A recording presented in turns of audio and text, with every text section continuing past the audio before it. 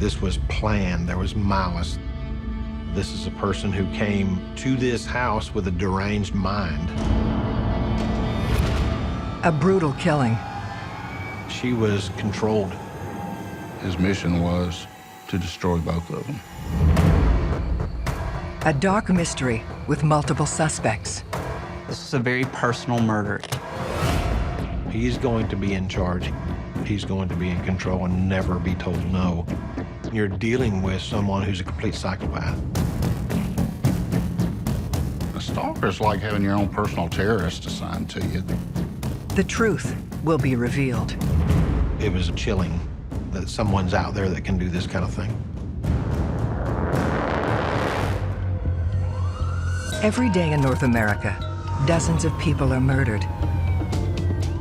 The key to solving the toughest of these homicides lies in the final 24 hours of the victim's life. To crack the case, detectives must reconstruct that critical timeline. The minutes and hours containing evidence that can help unlock the mystery and catch the killer.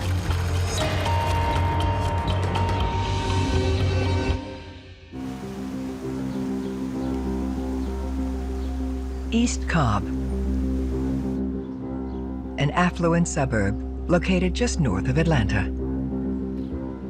It's a community that's really centered around families.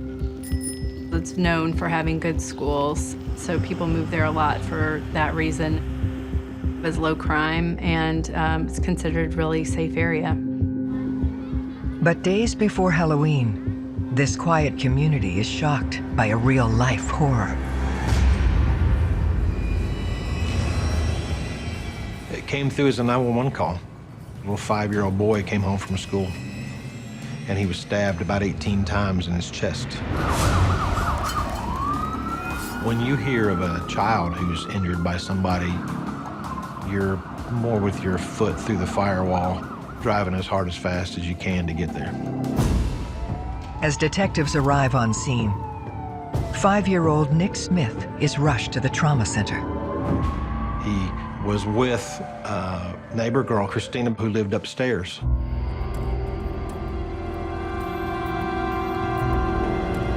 She said they saw a shadow pass by the door. Assuming it was his mother, Nick ran into the room where a person grabbed him from behind and began violently stabbing him in the chest. Christina wasn't able to really give us any identifying features. It was such a traumatic event for her, hearing the screams, that she literally ran out of the house. What could this little 5-year-old, 60-pound boy have done to anybody to have deserved to have been stabbed repeatedly in the chest in such a violent situation? Cobb County detectives Randy Harris, John Dawes, and Major Crimes Prosecutor Jesse Evans begin investigating the vicious assault. It was an older residence in an established neighborhood. You walk around the back side of the house, you see this sliding glass door that accesses the basement from the back. Is there a suspect still in the house? What else is going on? Has anybody else been injured?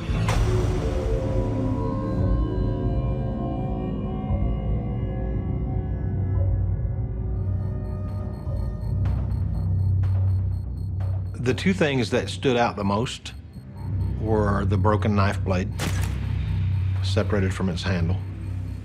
That was the weapon covered in blood, obviously used in stabbing Nick. We were able to determine that that knife blade didn't match the cutlery that Carmen Smith had in her apartment. And in the bedroom, the carpet showed Nick's blood where he was initially stabbed. And in the bed was 5 layers of bedding. It didn't look right, so the officers pulled the bedding back on one side.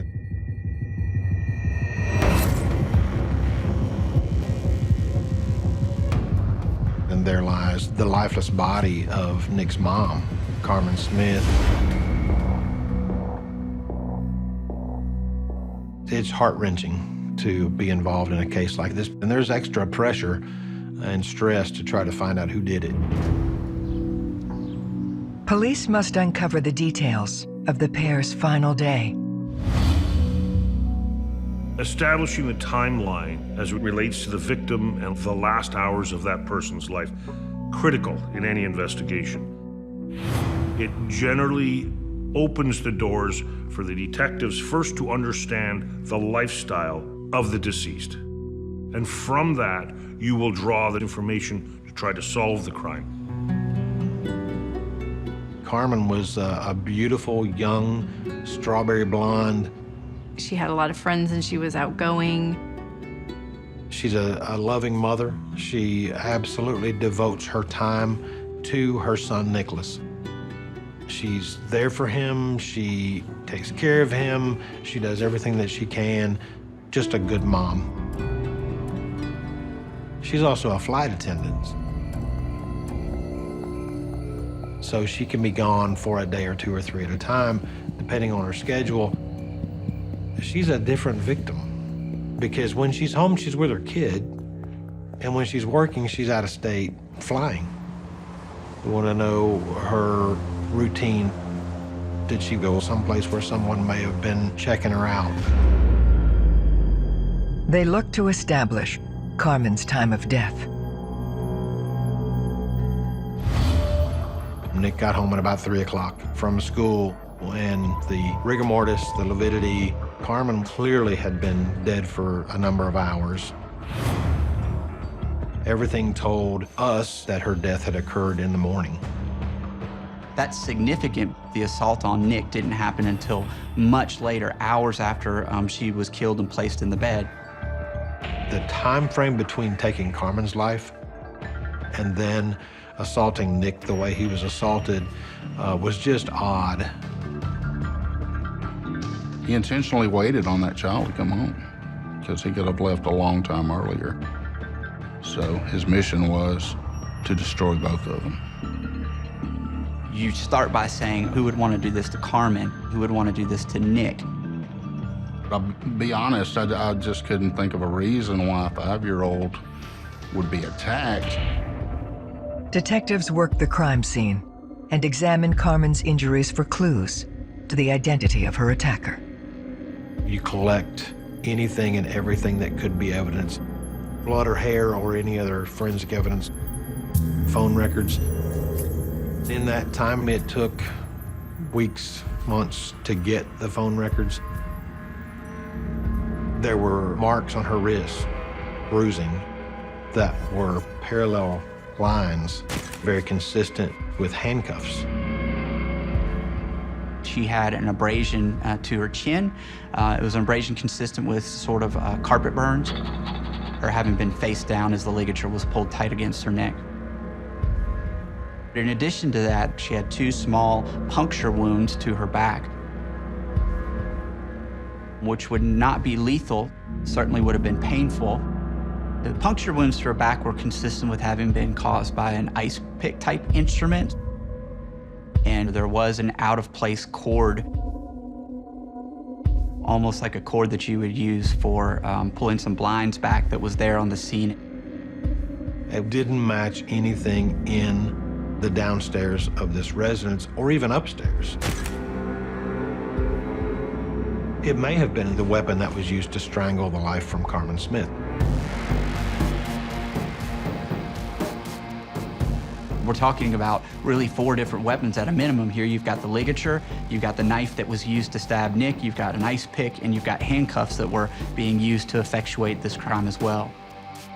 The fact that you have more than one instrumentality involved in causing the injuries to Carmen was pretty significant. It's not a crime of opportunity. This was planned. There was intent. There was malice. This is a person who came to this house with a deranged mind and accomplished what he came to do. The scene itself told us that there had been control. She was under the physical control of handcuffs and some kind of torture going on from behind. When you see a form of torture, there's a level of rage in there. So it starts to narrow down. This wasn't someone who broke into the house to steal the vault. It was chilling that someone's out there that can do this kind of thing.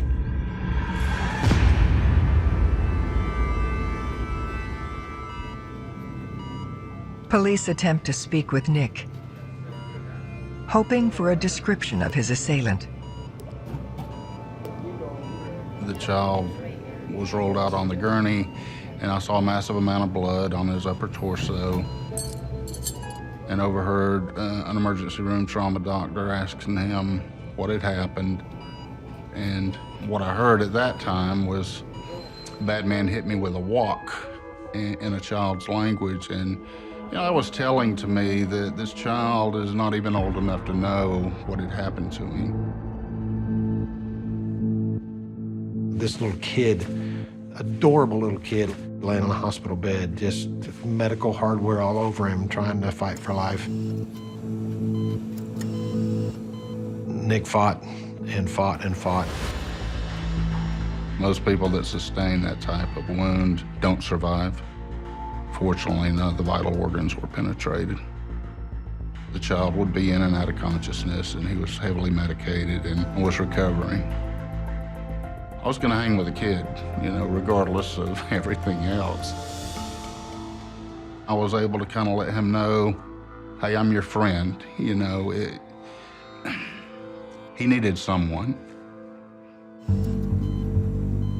I tried to reassure him it was gonna be okay. I asked him, did you see who attacked you? Do you know what color his clothing was? Which he described as black. Could you see his face? And he replied that he was wearing a mask, and the mask was the same color, black. He said, I want my mommy. It was heart-wrenching.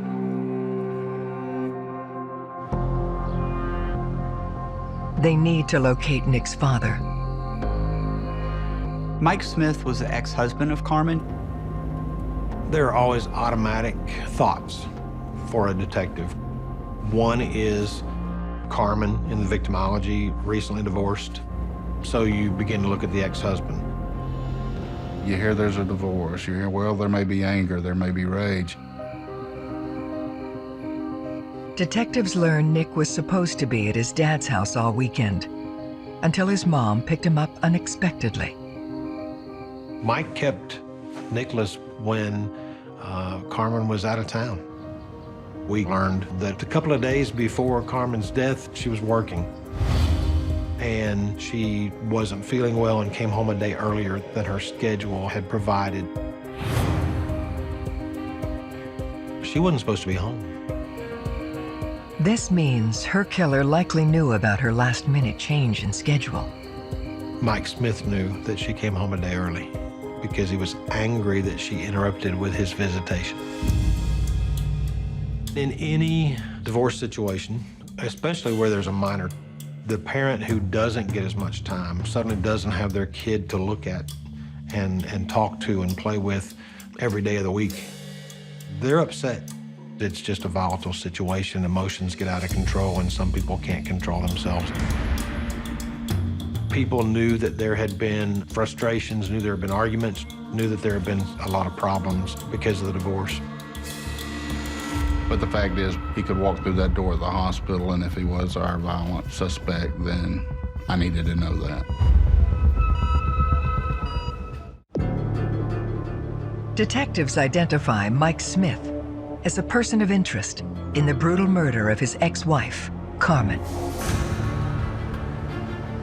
The hospital started telling me that there were visitors being received, family members, friends. In a lot of cases, somebody that means you to do harm will come to the hospital and try to finish what they started. They track Mike down, and after a brief interview at the station, he's brought to the hospital. His emotions are obviously at a high point. The main thing that came to us was studying Mike, backgrounding Mike, sitting down and talking to Mike, looking at his face. He acknowledged accurately the relationship, the cause of the breakdown, and everything that had been going on. Mike tells detectives he spoke to Carmen by phone at 7:30 a.m. that morning, right after Nick left for school. The interview of the last person to speak to the deceased is very important. It starts to narrow down the time of death. You learn from the last person generally the state of mind of the deceased. Mike admits they argued on the phone. Mike Smith was angry that she came home early and grabbed up Nick. Mike was going through a lot of emotional issues. They did have some jealousies going on with dating new people and that sort of thing. The motivator with Mike always comes back to the same thing for me. Do I think that Mike had concerns that Carmen was seeing another man and there was some jealousy there? Yes. Do I think that Mike would have had concern about another man being involved in his son's life? Yes, absolutely. His familiarity with their home is another factor. A large component of the investigation was how somebody got into the house. When police officers respond to the scene, they don't find that there's any forced entry. There's not a door that's been kicked in. There's not a broken window or anything like that. This is clearly somebody that's found their way into this crime scene and done so in a stealthy manner. We learned Mike would oftentimes come to the house and stay with Nick when Carmen was absent due to her work schedule. He knew the house. He knew the inside of the house. He knew the outside of the house. So you've got motive and you've got opportunity, but you need something else because beyond a reasonable doubt is a very high standard. So the police have to nail down that suspect's alibi, because if they can't nail down an alibi, that opens a crack through which the defense will drive a truck. Mike had an alibi with work, but there was still a part of that day when he could have gone over there and committed a crime and left. Alibis are very difficult at times to disprove. Police officers often work on gut feelings.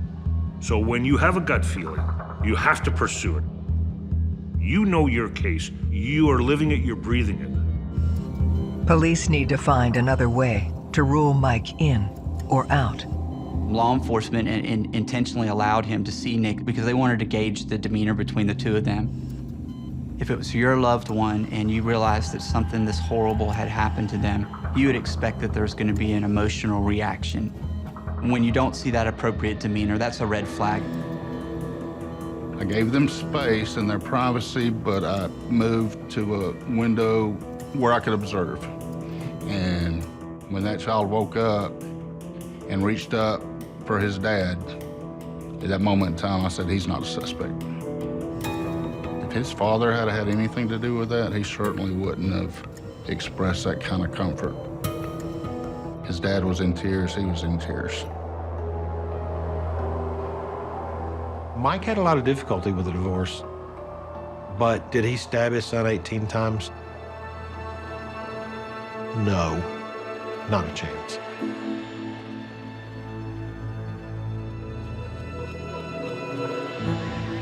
Detectives get word that forensic analysis of the crime scene has turned up a new clue. There were short black hairs on her body. So there was obvious personal contact from a person who didn't match Carmen's strawberry blonde hair or little Nick's solid white hair. If you have a hair with the follicle attached, there is sufficient DNA for testing. The difference between good DNA and bad DNA is quality and quantity. Quality means that you want to have well-preserved DNA. It's not going to be degraded. Quantity would be having a sufficient number of cells in order to amplify the genetic material.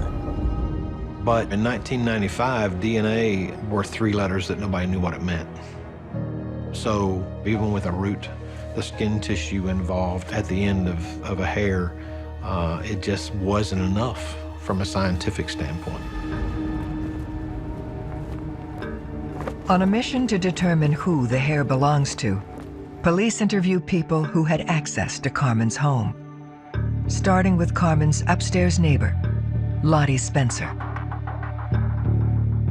Lottie moved in a few months prior to the murder. She worked in a doctor's office and had a 10-year-old daughter. Christina was a few years older than Nick, but they rode the bus together and stayed in the same house, different portions of the house. Lottie and Carmen did have a unique setup in that they were both happened to be single moms living in this same house. There's really no evidence to show that they had any really close relationship or anything like that. It was more of a roommate type situation, one renting the top portion and one renting the bottom portion. Lottie tells police she left for work that morning just after 7 a.m., the same time Nick and Christina left to meet the school bus. She had heard from her daughter, Christina, what had happened and left work early to go to the house to check on her daughter. Lottie then reveals that Carmen's death may be somehow connected to an unstable individual from her past. Lottie was able to articulate for us a pretty terrifying series of events that have been going on for almost a full year in her life. Lottie and Wasim Daker met playing paintball on the same team with each other. So they started off kind of getting to know each other in a social context. She said that she had initially reached out to him and tried to be a friend. She was trying to be like a big sister to him because he was confiding problems at home. At the time, Daker was a 17-year-old student at Georgia Tech University. He started to become obsessed with her. He was going to her office. He was following her around to restaurants. Pretty soon, she wanted a more hands-off relationship with him. She was becoming more concerned about his bizarre behavior. So it got to a point where he just wouldn't take no for an answer. After repeated requests to be left alone, Lottie went to the police. He was charged with harassing phone calls. There was a stalking charge against him. He was ordered to undergo some psychiatric treatment. In the fall of 1995, Lottie was starting a new life in East Cobb and moves in with Carmen Smith. Lottie had just learned that Daker had been released from a hospital. He was free to do whatever he wanted to. He's a stalker. And a stalker is like having your own personal terrorist assigned to you.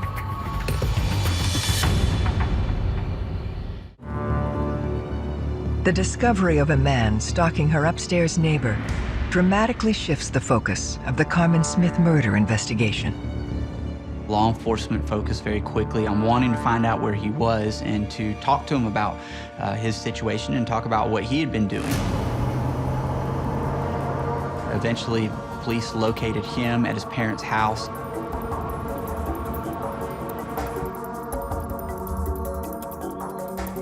He's kind of a weird and awkward guy and troubled, it seemed, you know, from all indications, and yet very intelligent. His statement was he didn't even know where Lottie lived, so he denied any involvement in the case. Did you know about this woman? I never even heard about it till you guys told me about it. Did you kill Carmen Smith? No. Did you stab her son repeatedly with a knife? No. Daker tells a different story about his relationship with Lottie. Lottie had always said that it was a platonic relationship. Mr. Daker claimed the opposite. He claimed that he had been in a romantic relationship with her for some period of time. Well, Lottie's telling me one thing, you're telling me another. So I don't know who's telling the truth about how this relationship actually was going on. She denies it completely, but we've had a complete sexual romantic relationship. With these situations, the cases can be very difficult to prove because it's a he said, she said kind of situation. Daker also claims he has an alibi for Carmen's murder. He claimed that he was home all day, that he was playing computer games with friends. It was a game that required that you play over a modem, that you had to use a home phone. I know I was home, and I was playing the set. Talk to Colin. I'm not worried. When we did finally speak to his friend, yes, indeed, he said that he had been playing this game with Mr. Daker. His alibi appears solid, and a fundamental question still remains. Why Carmen Smith? What's his motive to cause any injury or the death of Carmen Smith? Everything that we looked at in the case told us that Carmen and Daker probably wouldn't know each other if they saw each other on the street. Detectives turn their attention to other men in Carmen's life. We talked to family members about her lifestyle and people that she was seeing, people she had dated before. Carmen had just turned 30 years old, a very beautiful young lady. The police wanted to find out a little bit more about their background to see if they could have been a person capable of doing this to her. They learn about one individual Carmen had been spending a lot of time with lately. John was in communication with her. I believe he knew about her flight that weekend. John lived not too far away. He knew her routines, her schedules. He knew where she lived. John is brought to the station for questioning. When you interview someone, you're looking for a number of tells. Body language is just one of them, and it's a very small part. There's certain very basic defensive positions people take when they are not sure, when they feel threatened by the question. The crossing of the legs, the crossing of the arms. Will they look you in the eye when they're talking to you? When John was interviewed, he acknowledged his attraction to Carmen Smith. He acknowledged that they had been out. He talked about Carmen had confided in him. Carmen hadn't been divorced that long, and guys are stupid. We are what we are. So could there have been some jealousy that maybe she was seeing somebody else? Yeah. Detectives need to uncover exactly where John was the morning Carmen was attacked.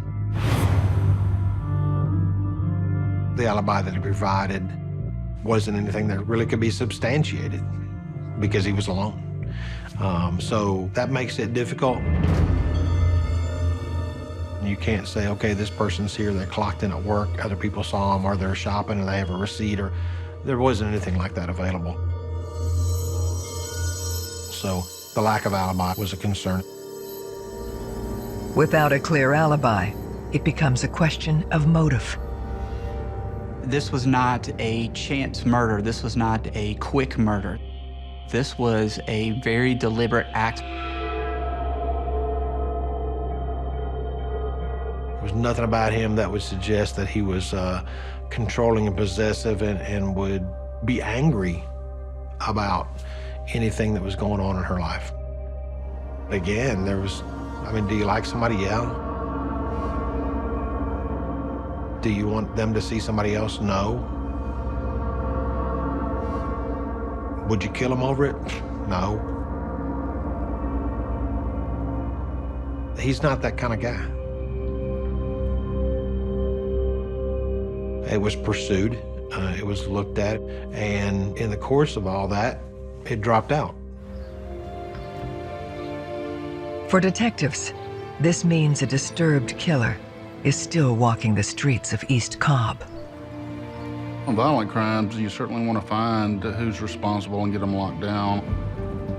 If you talk to most law enforcement professionals involved in working homicides, most of them would probably tell you that they expect that they're going to be able to solve their case quickly and be able to make sure that you can bring justice to your victim and make sure that the general public is protected from future crimes. One of the frustrating parts, though, is you don't have that crystal ball at the time to know whether this is a case that's going to go cold. I want to, as a personal matter and professional matter, make sure that I've done everything that I can to bring justice to Nick and to bring justice to Carmen. I remember the stress and I remember the focus in the office. This is it. You live it, you breathe it, you eat it, you sleep it or don't sleep it. I don't sleep much. It's an overwhelming burden. You have to do everything. And in order to do that, you have to live that case. That victim is mine. Carmen and Nicholas Smith are mine. After weeks of waiting, they receive a key piece of evidence. Probably one of the first times that law enforcement had obtained phone records in a case like this. Remember, in 1995, it was a very difficult task to figure out whose number was called. Within the massive paper trail lies a shocking clue. There were calls made from inside the home that day. One call was placed from the downstairs portion of the house, Carmen's portion of the house, upstairs to Lottie's portion of the house. And the records clearly showed to us that this call was placed after she had been murdered.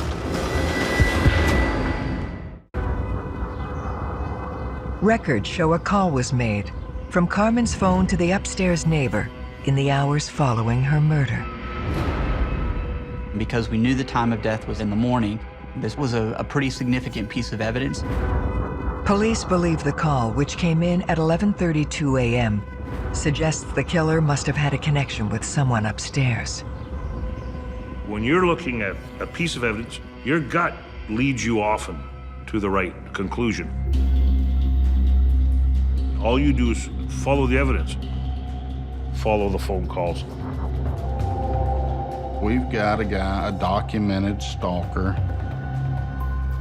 We really needed to take another look at this guy, Mr. Daker. No other perpetrator in the world would take the time to not only remain in a crime scene, but to be so obsessed with the person upstairs that they're gonna make that phone call. He already demonstrated that he is incapable of controlling himself in terms of the harassment and intimidation. He had continued to stalk Lottie, continued to contact her against her will. Believing Daker poses a threat, detectives act swiftly. It became clear that law enforcement could prove several counts of aggravated stalking here in Cobb County. A decision was made to arrest him for those counts against Lottie in the hope that they could further their investigation. There was never a, we can't get him for this, so let's get him for this.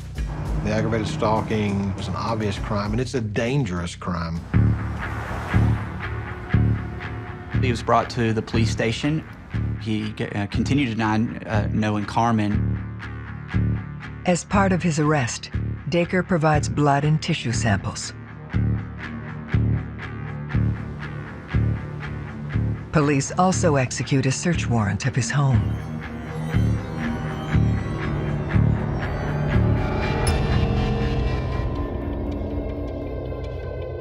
You can't crawl inside somebody's mind and see what they were thinking at the time they committed these very horrible acts. But you can sort of get a glimpse of it by understanding what their lifestyle's like and what they were involved in. In his house, there were thousands of images of pornography that were found on a laptop.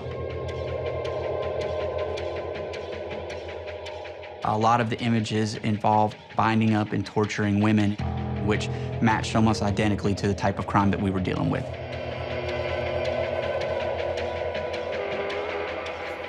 We found some email correspondence in his inbox where he had apparently asked for books about some really terrifying things.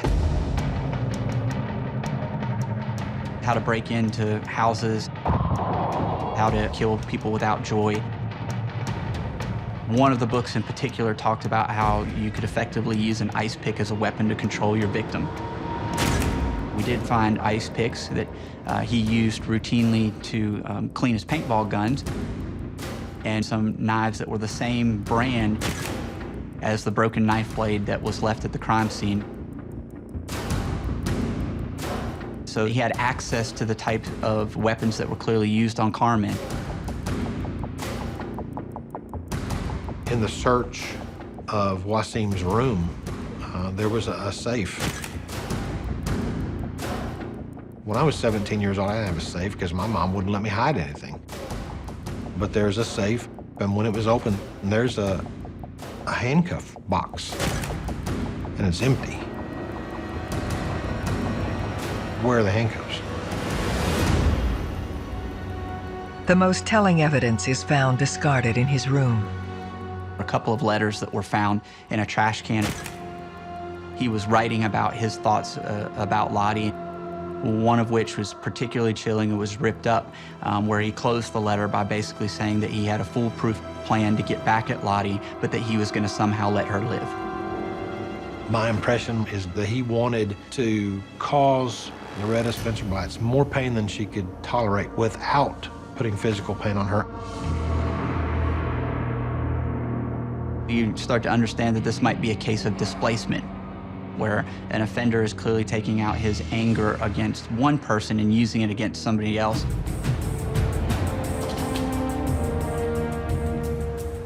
On September 19, 1996, Daker is found guilty of stalking Loretta Spencer. He was sentenced to 10 years in prison. The investigation never stopped into the murder of Carmen Smith and the assault on Nicholas. Every step of this case, every piece of evidence, every thought, every circumstance went right back to Wasim Daker. We never quit. These cases are not wasting away in some old file cabinet. These are always fresh on our minds. But in 2005, Wasim Daker is nearing the end of his prison sentence for the aggravated stalking. Make no mistake about it, Mr. Daker is not your average criminal. He is an extremely intelligent individual, and that makes him that much more dangerous. He's not going to be told no by a judge or a doctor or anybody else. He's going to do whatever the hell Wasim Daker wants to do. You certainly want to keep that individual off the street. There's always a sense of urgency, and we're going to bring you to justice.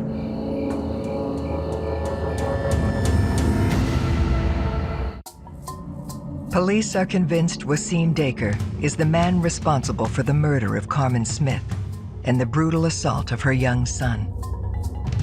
Now, they have to prove it. He's a dangerous individual. Once he was released from prison, he's going right back to Lottie.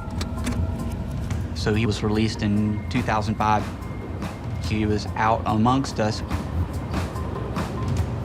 There's extra pressure and stress to try to grab him up. Our best evidence in this case was hair evidence that we hadn't been able to do anything with. It was crucial where this evidence was located. It wasn't just found at some area of the crime scene. It was literally recovered from the body of Carmen Smith underneath her shirt. By 2009, DNA testing has dramatically improved. Some of the hair evidence that was preserved on the slides from 1995 had biological material root. We sent those hairs to a private company in Texas so that they could obtain a profile.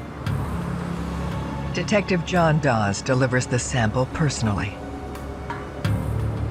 It was quite a day leaving Atlanta before daylight, maintaining the evidence with me in a hotel room that night, knowing the importance of it and the value of it. And it worked. December 31st of 2009, I got a call from the scientist that it was Wasim Daker. And the percentages that it might have been a duplicate profile of his DNA were so ridiculous. There aren't that many people in the world. Between this evidence and the phone call made from inside the apartment, detectives know Daker's original alibi was manufactured. We have overwhelming circumstantial evidence. Now we have DNA, let's go. Using the reconstructed timeline, they can now prove he's the killer. He waited until the children got on the school bus. He waited till Lottie went to work. He entered the home at some time in the morning. He knew how to avoid detection.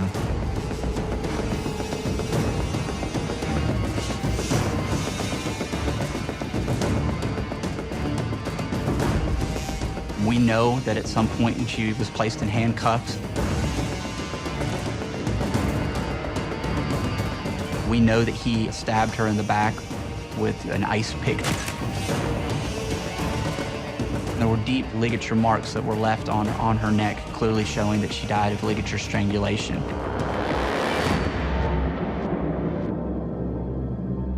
He went there to commit a heinous assault.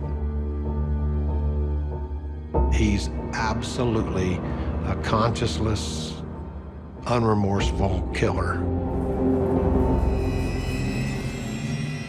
And then to sit with her dead body for hours, relishing in what he's accomplished, to the point that the 5-year-old son comes home. And to grab him around the neck and stab him repeatedly in the chest.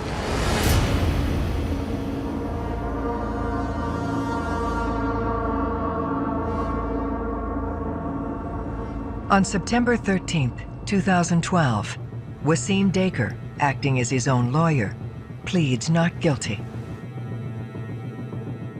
Nick testified that he took his mother from him and that he was always going to have Wasim's rage stamped on his chest, basically, in the form of those stab wounds. Nick grew out of being a victim right there that day on the stand in the trial of his mom's murder and his assault. It was just a pit in your stomach, praying that the jury was going to see it the same way that we did. After a 2-week trial, it takes the jury just 4 hours to reach their decision. The guilty verdict was a huge relief. It was a relief to my team. It was a relief to John Dawes, and to be able to look Nick in the eyes and be able to confirm for him that we had finally done what we hadn't been able to do for so terribly long, which is to not only hold the person accountable that took his mother away from him, but to hold the person accountable that had dramatically impacted his life. That is the best thing that I'll ever receive from a case that we got through. Wasim Daker is sentenced to life in prison, plus 47 years. His latest appeal was denied in 2016 by the Georgia Supreme Court. This case was an honor and a privilege to be a part of. It was sheer effort, but the best of some of the hardest working people that you've ever seen. And I believe that's our role as homicide investigators, is to speak for the dead, because, you know, damn it, there's a story to be told.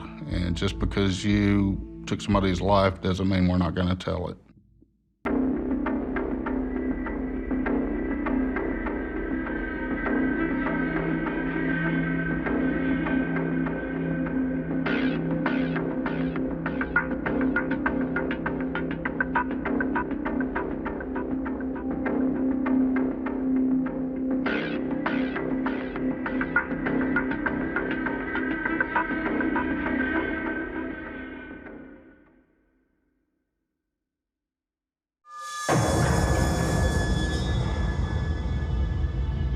She was so nice and so open-hearted and generous that these monsters took advantage of that.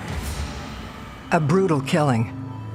There was blood spattered all over the walls, floor, bed, everywhere. Identifying her body was one of the most difficult things that I've had to do in my life. A dark mystery with multiple suspects. He was stalking her.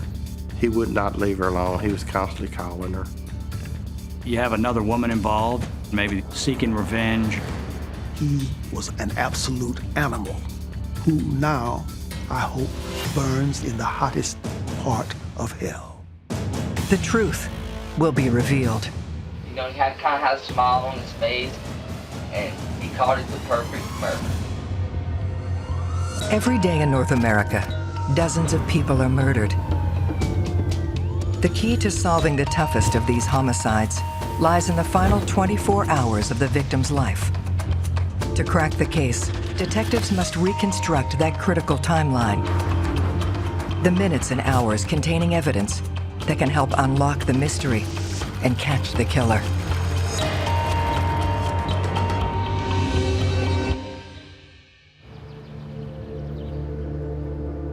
Clinton, Louisiana. A tiny town just north of Baton Rouge.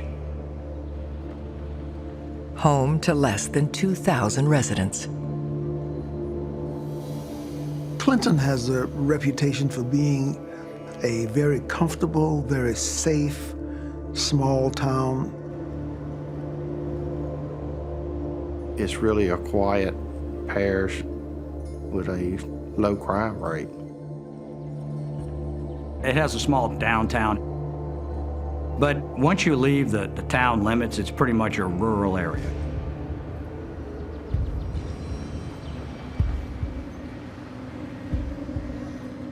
On the morning of June 26, a woman co-workers called and asked that we go check on her. The woman is 42-year-old Janora Gillery. They were just concerned because normally she kept in constant contact with them. When our first deputy arrived at the house, the side door by the carport was partially opened and had a dog tied up under the steps. Once he made entry into the house, when he walked around the corner, he looked in the room, and that's where he found Miss Gillery, covered with blood and on the floor. The room was in total disarray. Lamp had been shattered. There were what appeared to be bullet holes in the window. There was blood spattered all over the walls, floor, bed, everywhere. She had a nightshirt or a nightgown that was pushed up. It was a scene of gruesome violence.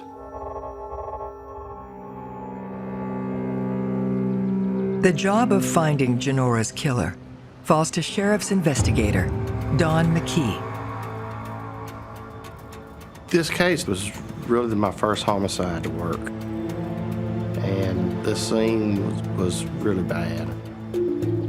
Miss Gillery died from the beating.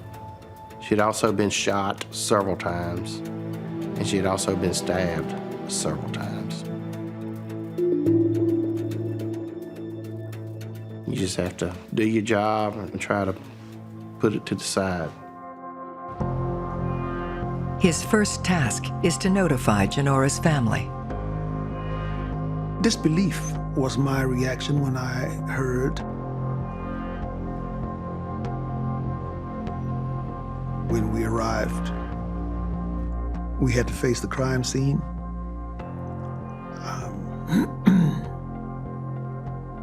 Her father and brother remained outside of the home. I went in and ultimately had to identify the body for the family. It was one of the most difficult things that I've had to do in my life. If you walk into a room, you see someone and you can recognize them within a millisecond. I had to spend about 3 minutes, 4 minutes comparing things like her lips and the finger structure. And by taking little bits and pieces like that, only then could I make a definite identification. Janora was a very intelligent, very attractive woman, very, very full of life. She was an administrator for a major insurance company. She worked very hard, enjoyed living in the country, and she remained true to those country roots all of her life.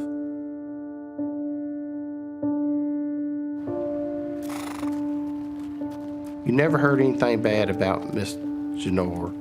What we learned is she would help anyone that needed help and do whatever she could for people, and she was just a caring person. She just couldn't say no to human or animal.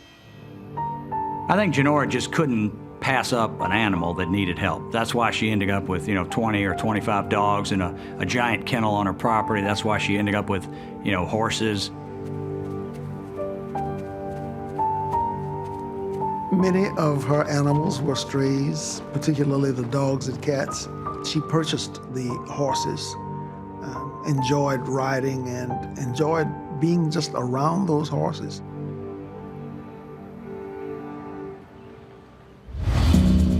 In order to find the killer, Detective McKee begins the difficult task of reconstructing the last 24 hours of Janora Gillery's life.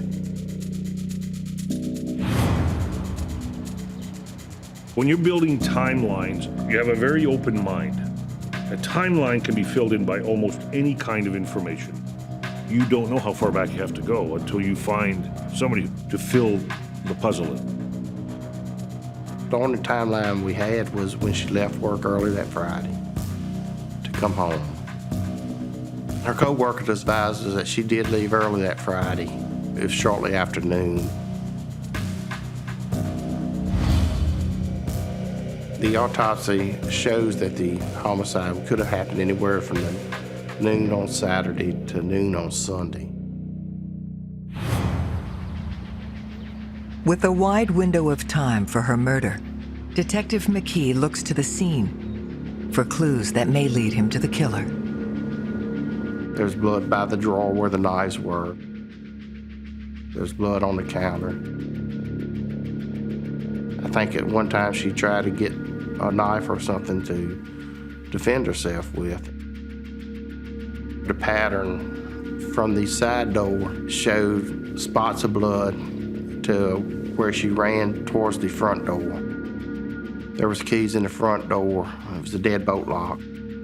There was blood on them keys that indicated she was trying to get out of that door, that she was trying to run away. Her phone was knocked off the hook. There was blood on the wall there. Despite the violence, there is no physical or forensic evidence pointing to a potential suspect. There was a gun involved, there was a knife, and some type of blunt object. And none of those were found on the scene, so the perpetrator took them away with them. The fact that no murder weapons were left on the scene means that the perpetrator at least had the presence of mind to try and cover their tracks. There was no forced entry, so she had to open the door. The dog was tied up, and we learned real quick that that would have never happened with Miss Gillery. It appeared that someone had secured that dog while they made entry into the house. The indications that we got was basically that she was killed by someone she knew.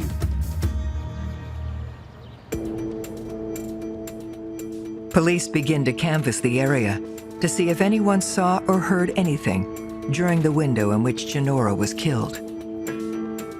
Miss Gillery had very few neighbors right in the area, and the closest neighbor was across the street from her, and that turned out to be the Skippers.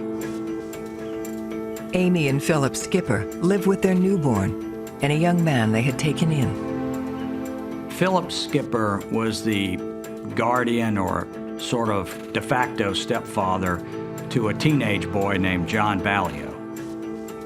The Skippers and John Ballio were very cooperative.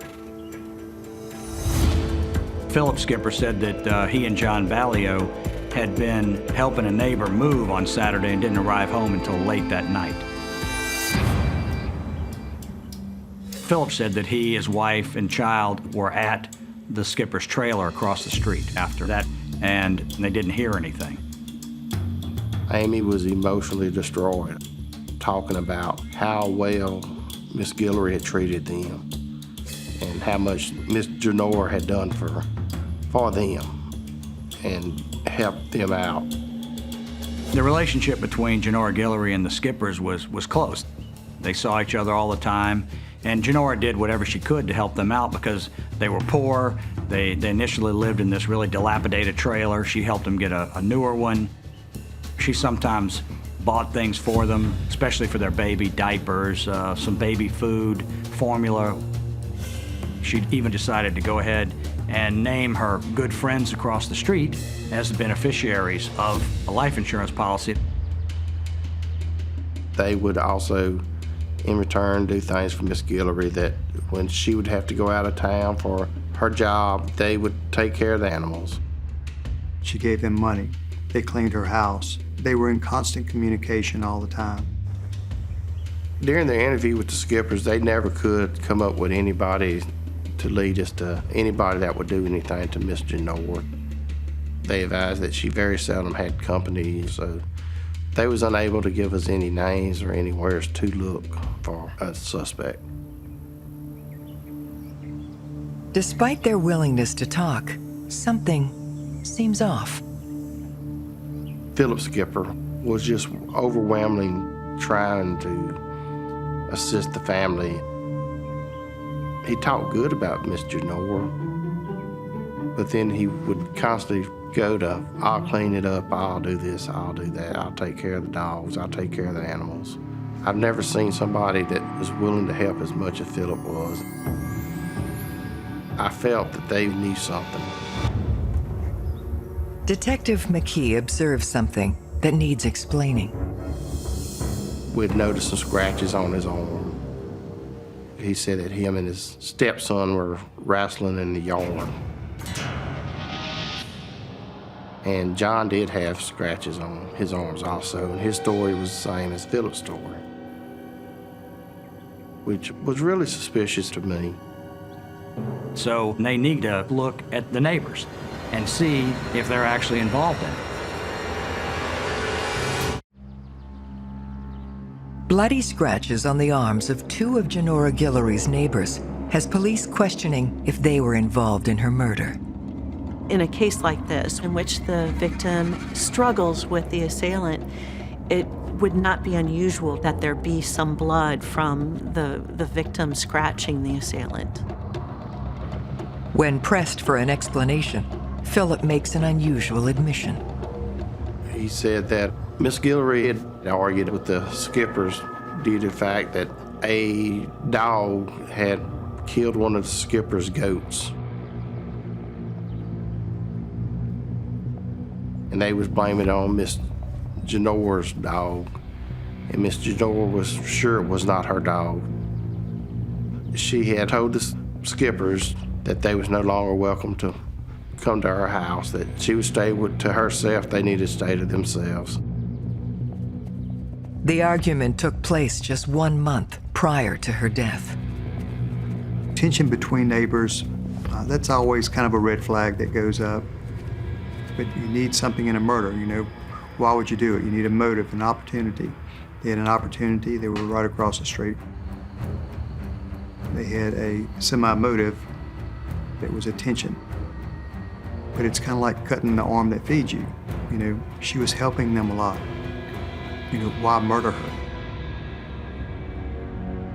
They ask both Philip and his stepson, John, to take a polygraph. In some cases, when you're investigating murders, you will use a polygraph as an investigative aid. It is to send messages to the person. You don't believe them. Why would you ask me to take a polygraph otherwise? My advice to anybody who's asked to take a polygraph is say, sure, I'll take it. If you're an innocent person, the police are going to say, well, you're no longer a suspect, so take the polygraph.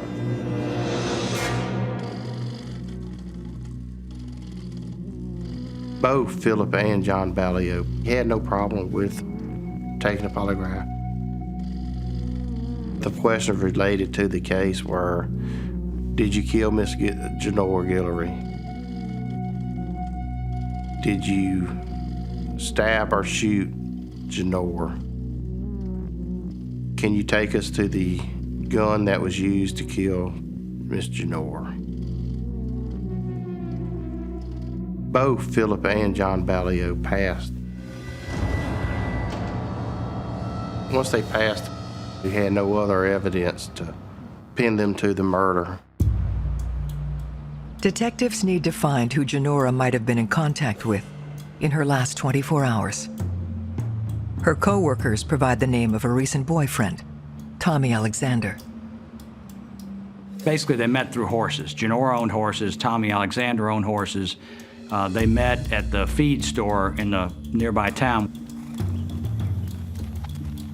They started dating. They dated a little while. Then that ended when Janora found out that Tommy Alexander had another girlfriend. That opens up all kind of possibilities. I mean, you have another woman involved. Maybe Tommy would be mad about something. Maybe the other woman would be seeking revenge. It's a crime of passion. People act without thinking. If you can show me a love triangle, I'll tell you have a potential homicide on your hands. They bring Tommy Alexander in. Tommy, when talking to him, he was calm. He was saddened by Miss Janora's death. He was saying how good of a person she was, just like everybody else we had talking to had said. They question him about his most recent interaction with Janora. Tommy Alexander told the detectives that he had spoken to Janora on Wednesday. They had seen each other. One was transferring horses to another. There were some papers to sign. So that was the last time he spoke to her, was on Friday. Police must confirm his whereabouts during the time in which Janora was killed. He had an alibi. He said he had been home all weekend with his girlfriend, which turned out to be true. She backed him up on that story. They were able to eliminate him in the investigation as a possible suspect. He was really upset.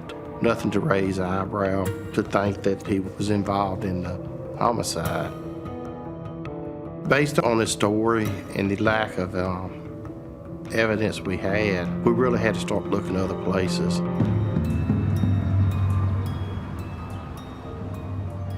So it was going back, did she have anything out of the ordinary happening in her life? Looking for answers, they turned to Janora's phone records.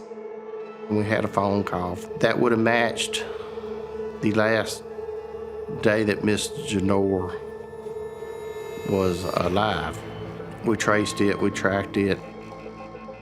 It was associated with someone named Steve Williams. The call was placed at 8:27 a.m. that Saturday, potentially making Williams the last person to speak to Janora alive. Steve Williams was a Baton Rouge police officer. He pestered her at work to the point where she eventually agreed to go on a date with him. When she got back, she told her coworkers that she never wanted to see him again. She said he was too free with his hands. He kept grabbing her and touching her, and she didn't really want to see him anymore. At the time all this was going on, Steve Williams was actually married. He and his wife had a child, but apparently that didn't stop his romantic pursuits in other areas. Janora's friends say he was relentless. We were told that Steve Williams basically was stalking her, was real aggressive towards Miss Janora. Steve had been coming to her work in Baton Rouge and had actually made everybody in the building feel uncomfortable about the way he would show up to meet Janora when she would get off from work, show up at lunchtime. He was really aggressive towards Janora, trying to get her into a relationship with him.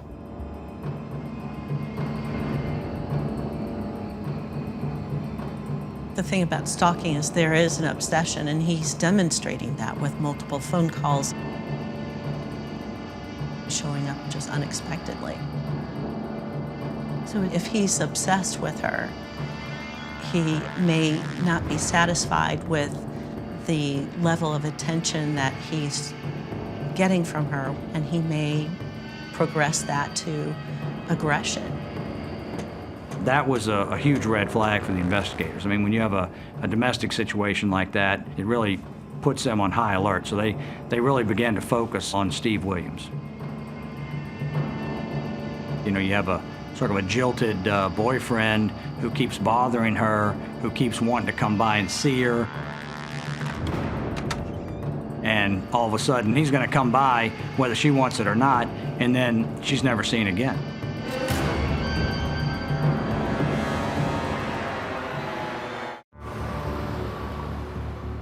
Baton Rouge police officer Steve Williams, who once dated homicide victim Janora Gillery, is now the lead suspect in her murder.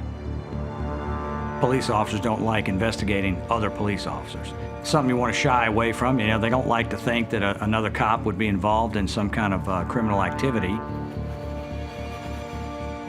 But cops generally have a very intimate knowledge of, you know, law enforcement and how crimes are committed. So a police officer can be a more wary suspect because you would presume that he or she knows what not to do, what evidence to make sure it doesn't get left.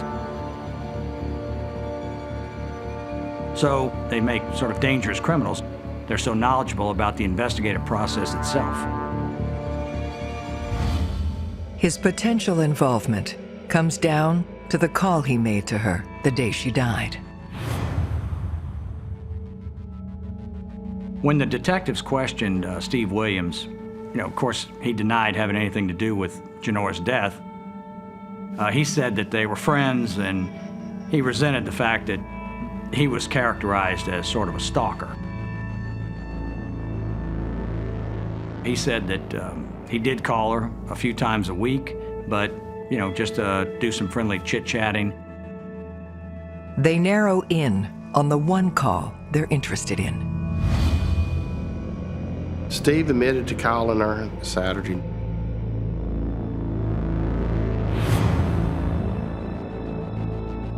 He said that although he did call her, he was going to come by Saturday, he never made it. So the detectives were sort of left with, you know, is this guy telling the truth? He very well may have been the last person, you know, to see her alive. I mean, he could be the killer.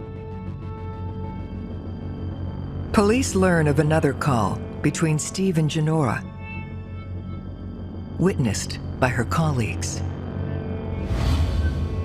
So the Friday before Janora was killed, Steve Williams called her work. Her co-workers said they engaged in an argument on the telephone, and then she left work. So, you know, whether that argument played into her leaving work early or it was strictly just to go do some chores around her house, you know, nobody really knows. But there was a verbal altercation on the phone, and then later Steve Williams says that he was going to come by. So, you know, from the investigator's standpoint, you know, this is looking more and more like he's the #1 suspect in her murder. They interview his co-workers and discover a disturbing trend. Steve Williams had a reputation, a history of this sort of overly aggressive pursuit of whatever love interest he had. In the Baton Rouge Police Academy, there was a female recruit who made the complaint against him.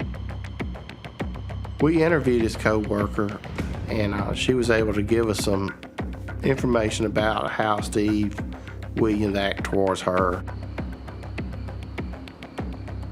She said he kept harassing her, would call her at home, off duty, about academy class type business, but she was in a relationship with somebody and she didn't want him making these late night calls. Based on the information we got about Steve Williams going after her, it was basically the same way that he went after Miss Janora. So it showed a pattern of aggressiveness and jealousy. We look at the past to look to the future. People are creatures of habit. So it's an indicator. It's patterns of behavior and tells, in and of himself, is not evidence. But as a trained investigator, you're looking for that because that will lead you to ask certain questions. So he had a reputation for this kind of behavior. And of course, the police have to look at this and say, well, this time they could go even a step further. Did he kill her?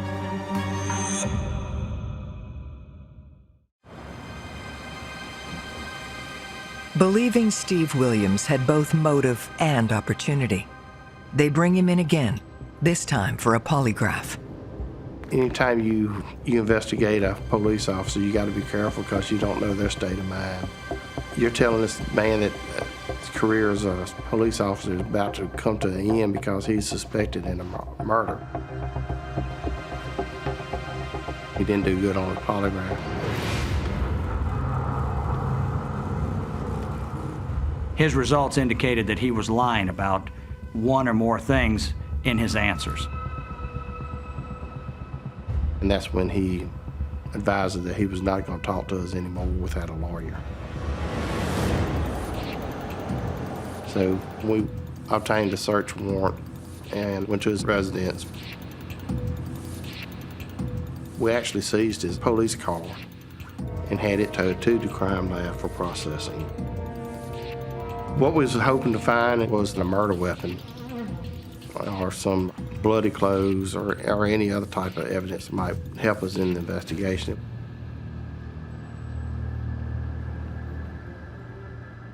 But unfortunately, we came up with no weapon that would have matched what we was looking for.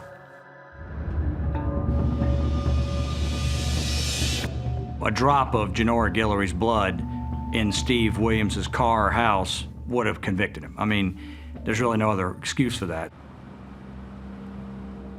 I really thought that Steve Williams was the man I was after. Just did not have enough to do anything with. All you have is odd circumstances, him making a phone call, leaving a message, him sort of harassing her at work, but, you know, none of that's a crime, and they couldn't charge him. That's really when the case came to a complete stop. We just had nowhere else we could follow up to.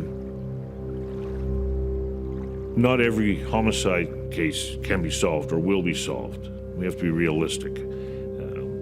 You do as much as you can to the best of your ability. You will get frustrated. In this case, they talked to the co-workers, they talked to the neighbors, they talked to everybody that they could find, but they didn't have any physical evidence or a real motive.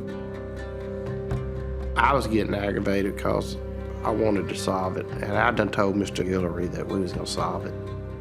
See, there's nothing I could tell the family, except for we're working on it. We're waiting for a break.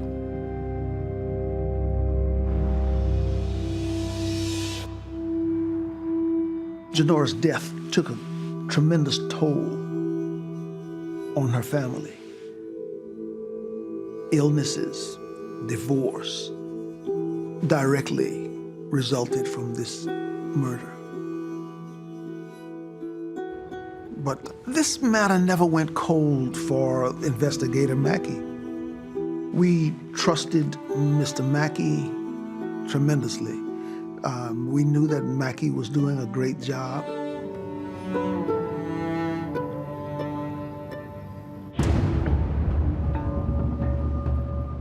Over a year after Janora's death, police receive a call that sets the investigation back into motion.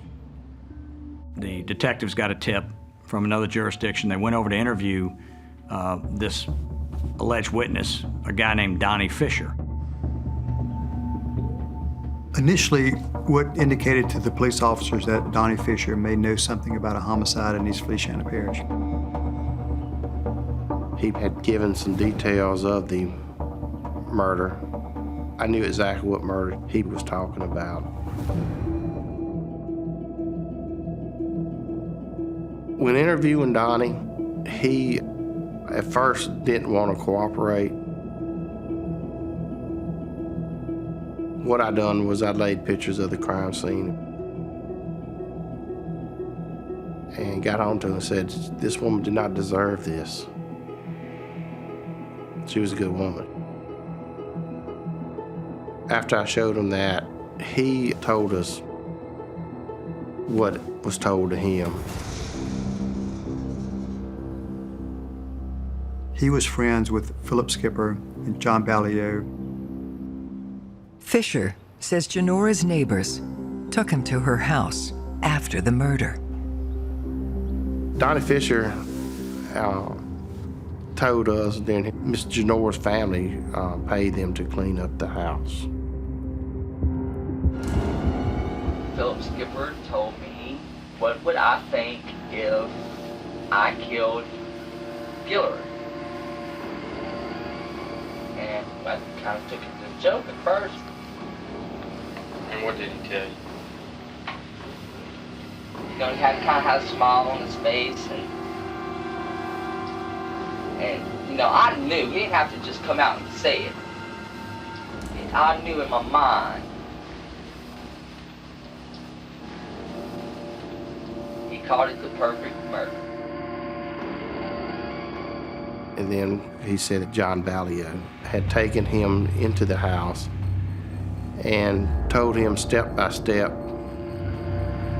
how they killed Miss G.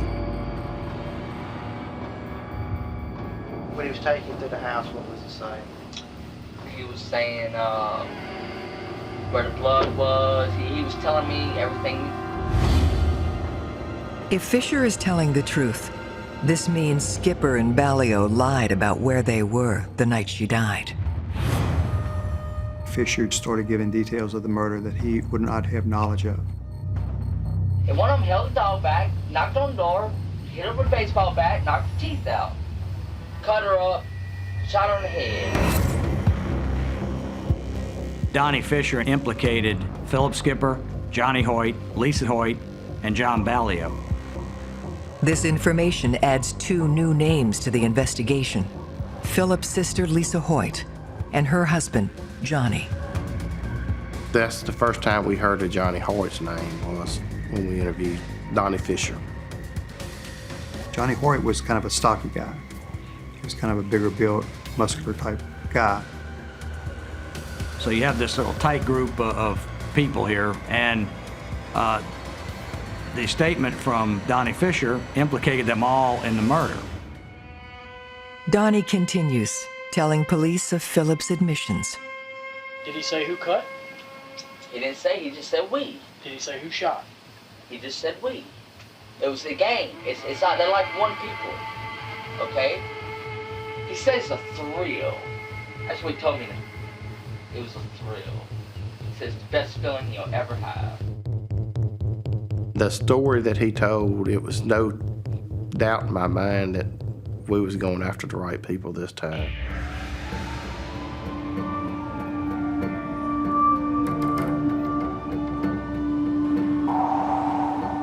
But without any physical evidence, they need to find another way to prove beyond a doubt that the 4 people Fisher has named are responsible for the murder.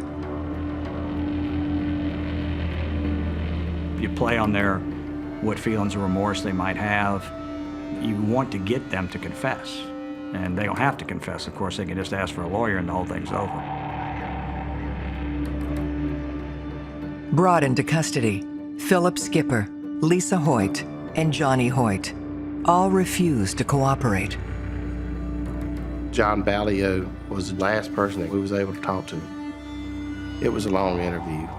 It was a couple hours probably. And finally he just broke. Philip and Lisa, me and Johnny. We was going over there to see Miss G. They wanted me to watch them kill Miss G and hold the dog. Did they say why they wanted you to watch? It would be my true test of brotherhood.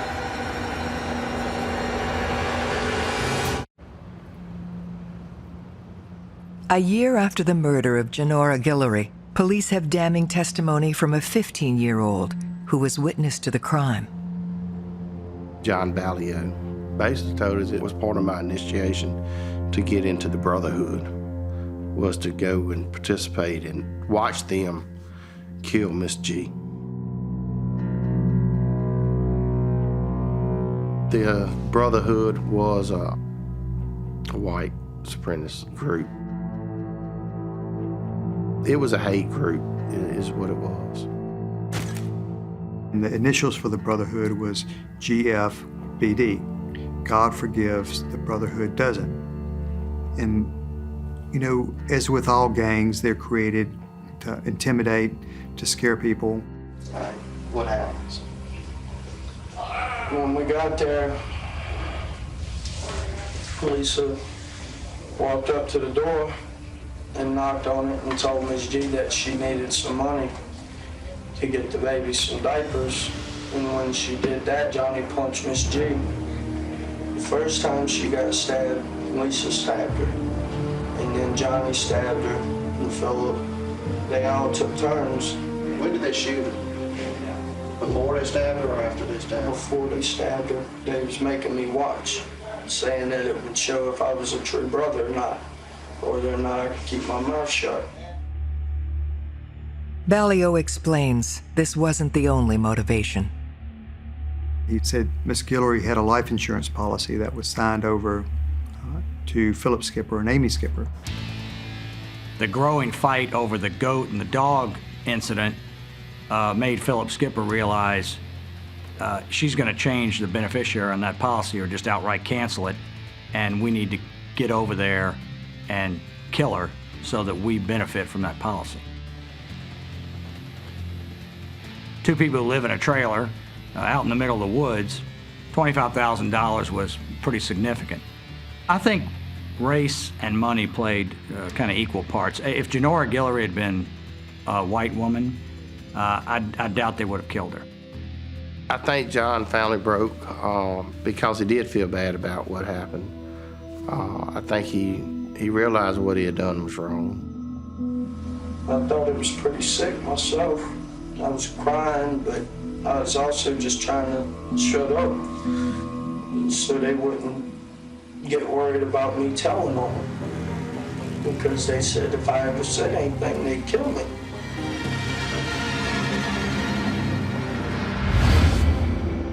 Armed with Ballio's confession and a complete understanding of the timeline, detectives now have enough to press charges against the 4 conspirators.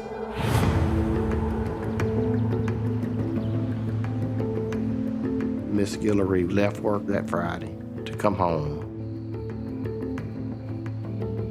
Saturday, Philip Skipper, Lisa, and Johnny Hart, they had been popping pills, drinking all day long. They determined that they wanted to go over there and initiate John Ballio into the Brotherhood. Midnight, 1 o'clock, they all go over there. Lisa knocked on the door.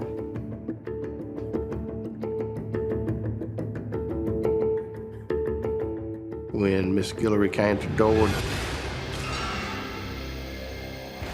Johnny Hart punched her.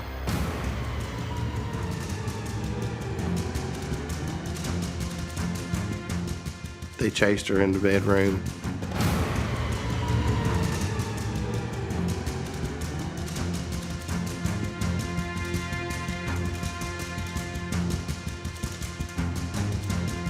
That's when they took turns shooting her, stabbing her, and then beating her with the bat.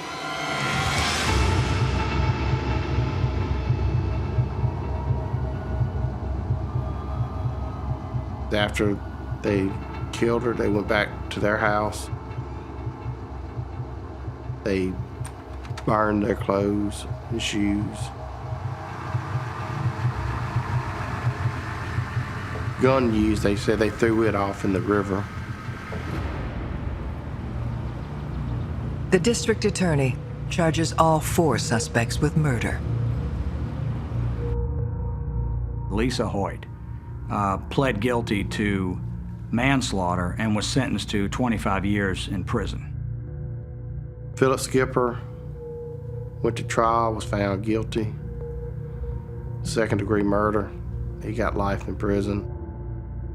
Johnny Hart also went to trial and was found guilty and is serving life in prison.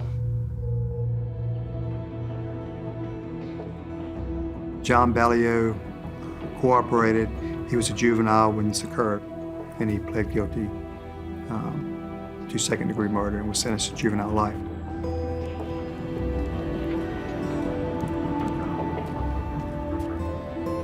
Janora was so nice and so open-hearted and generous that these monsters took advantage of that.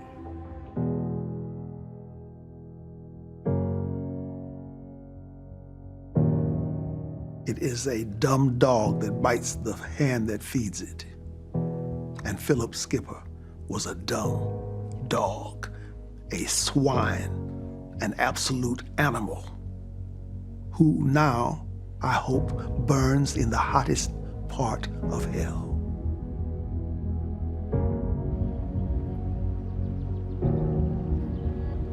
I feel a lot better now in this case that we done our best. The DA done his job, and we got justice for the family. And I feel that the family's happy, so if they're happy, I'm happy. We work for their families. I just want to make them sleep better at night. You know, they need to put this behind them. And I would not want us to forget the life, the lively, happy, smiling, beautiful person that Janora was.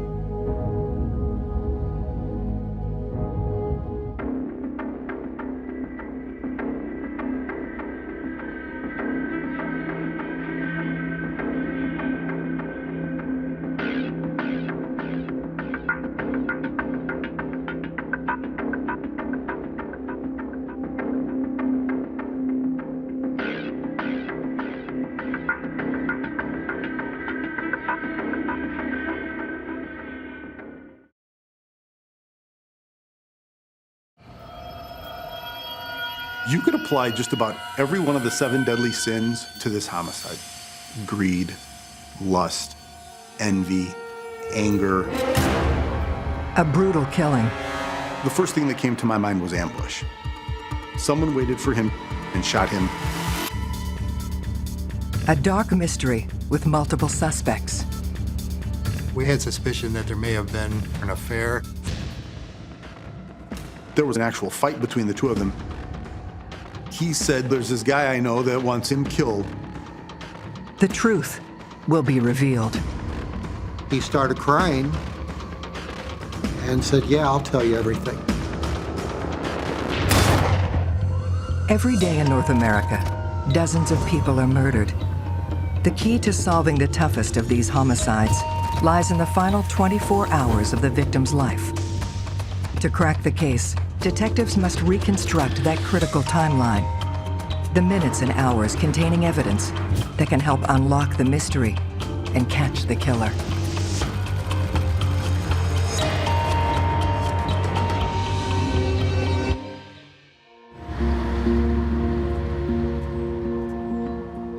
Maryville, Indiana, a thriving community just southeast of Chicago.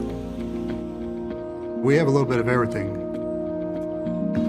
We have a large residential area.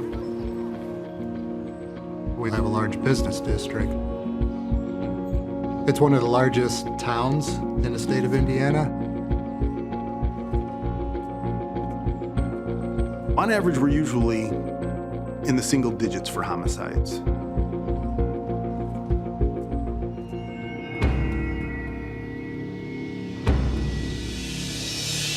We were leading up to a holiday weekend. This was the day before Good Friday, when we received a 911 call. Initially, dispatch said that there were shots fired and that there was a man down. The victim is 33-year-old John Parker. John had a vacuum cleaner, door-to-door sales business. He was an amazing salesman. He was hardworking, and he was successful. He's rolling along one high to the next, and this terrible thing happened to him. Detectives Donald Toth, Robert Wiley, and Jeff Rice are given the task of hunting down the cold-blooded killer responsible for John's murder. When I arrived, what I saw was John Parker laying on the ground outside of his vehicle, directly in front of their business office. John was struck once.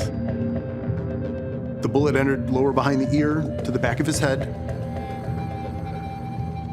The crime scene itself was what I would call fairly pristine. In other words, there wasn't a lot of evidence to be had there. There were no signs of struggle. There were no signs of a fight. Initially, the first thing that came to my mind was ambush. Someone came up from behind and shot him, and he very likely never had a chance to see or hear what was going on.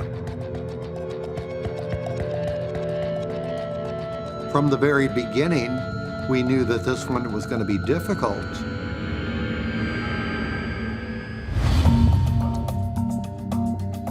Detectives turn their attention to reconstructing the last 24 hours of John Parker's life. The timeline of the victim, where they were and what they were doing, is crucial to any good investigation. And when we look at the people involved, be they suspects or witnesses, finding where they are when this occurred is very important. The only witnesses that we located when we got there were Ben Love, the office manager, and Judy Parker. Judy was crying. She was obviously upset, which we understood as the wife of the deceased. She said that that night, probably at 6:30 or 7 o'clock, John and Judy had gone out to dinner at a local restaurant.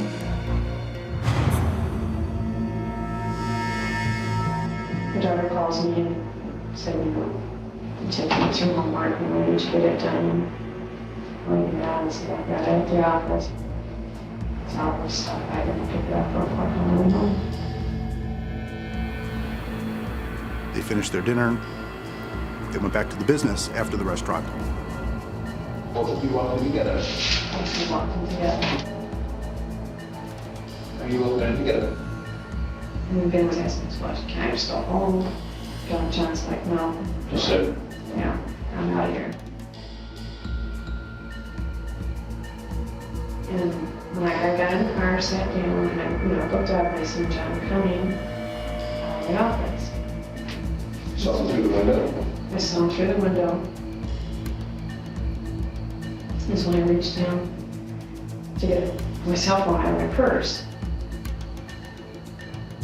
And then John came, and I seen him coming, so I looked out, and he passed the door. And he opened the passenger door, and he says, well, I'm getting this food for Ben. And okay, that's fine. And that's when I turned back around. And then all of a sudden I hear, and I see somebody go in. I see a figure. And I get out of the car. I see him laying there. And I stood there for a second and I went to John, touched him. I said, John. And I went back in the office. And I opened the door and I go, Ben. I go, Ben, call the police now. Call the police. Judy really gave us nothing other than this mystery man dressed in dark clothing that she only caught a glimpse of. Generic? Yes. But that's your starting point. They shift their focus to the office manager. When we talked to Ben, Ben's emotional state was that of just being completely stunned. Ben said that when John left, he went to the bathroom, and then when he came out of the bathroom, Judy was inside the business and said that John had been shot. He said that from the bathroom, he didn't hear any sounds. And since he was in the bathroom the whole time, there was nothing Ben could give us. Although Judy and Ben are unable to provide anything concrete, police still manage to develop a theory. His Rolex watch and his big gold ring were on his hand. No one went after Judy's purse. Also, it's our industrial area, and it is somewhat secluded. The opportunity to rob somebody is nil. So it just didn't seem like a random event. It seemed something more personal. And we asked Judy if there was any enemies. Who do you think would have done this? You could have. I mean, what? I mean, in your heart of hearts. I have no idea.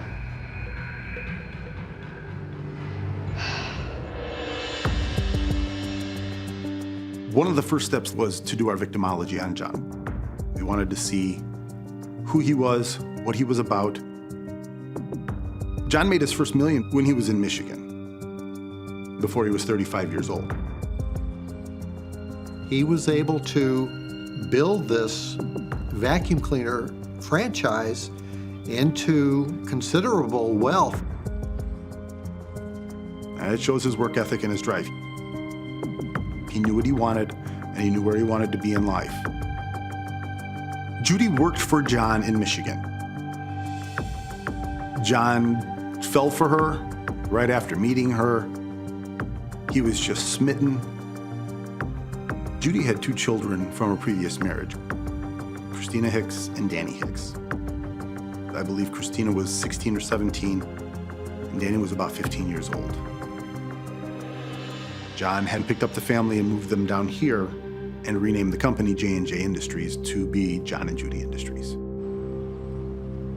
When investigators are looking into a businessman that was murdered in front of the business, obviously you want to get a little bit of insight on how he conducted business.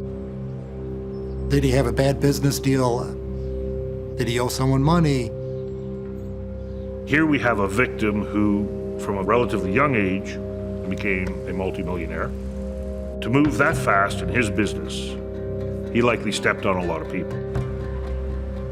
And whether that fits into the motive for the death, these are all items you have to look at.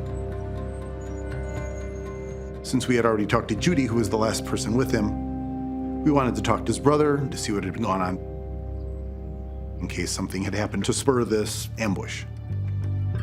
David was very angry and very upset when we met him. He began immediately talking about an altercation that John had had with an ex-employee about a week or so prior to the homicide. The employee's name was Quentin House, and apparently there had been a dust-up in the parking lot between John and Quentin. David told us that they started yelling at each other and there was pushing, physical grappling between the two. Detectives learn John fired Quentin after only 1 week. John was not an easy person to work for. And he could be difficult as a boss, he could be very demanding. He was not afraid to swing the axe. If you were not pulling your weight, John would drop you in a heartbeat.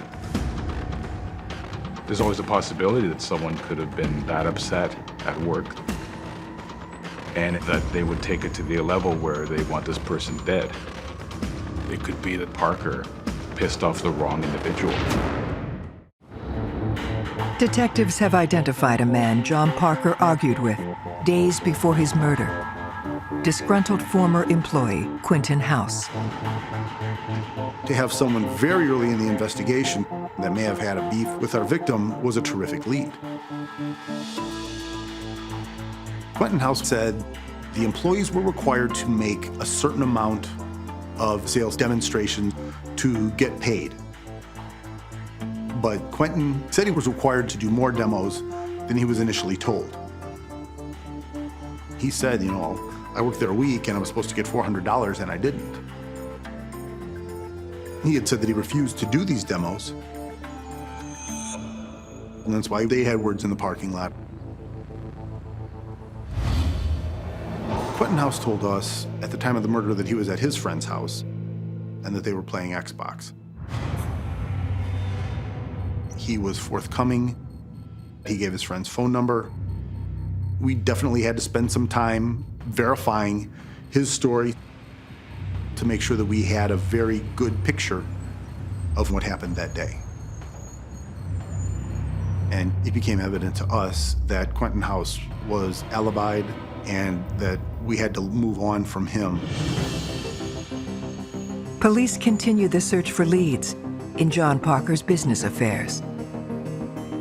We made it a point to talk to every active employee that was at J&J Parker at the time of the homicide.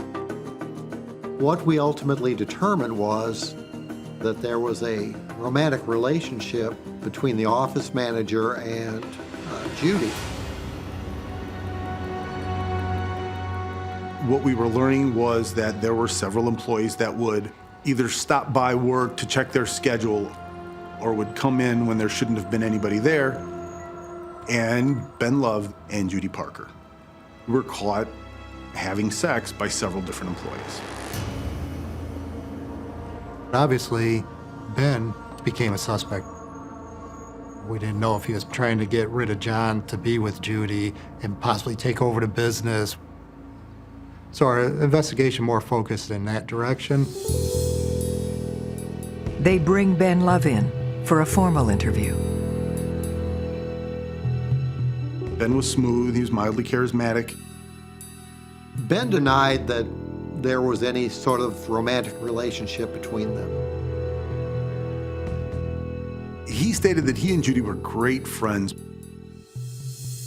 that they worked very well together, that they were a great management team, and that he was, just like a member of the family. But Ben's proximity to the murder was the problem. He acknowledges that he was there. There was a great portion of that evening when he was the only one in the office. And the information that we had about what happened at that point came from Ben's mouth. So you've either got Ben as the shooter, or you have an unknown third party that approached and committed the homicide. However, if Ben wasn't involved, he may possibly know about what occurred. We had to get him to break loose with any information that he had. Under pressure, Love finally cracks and reveals an incident from a year earlier. He said that Judy and John had brought her cousin, Tim Mendoza, up from Texas.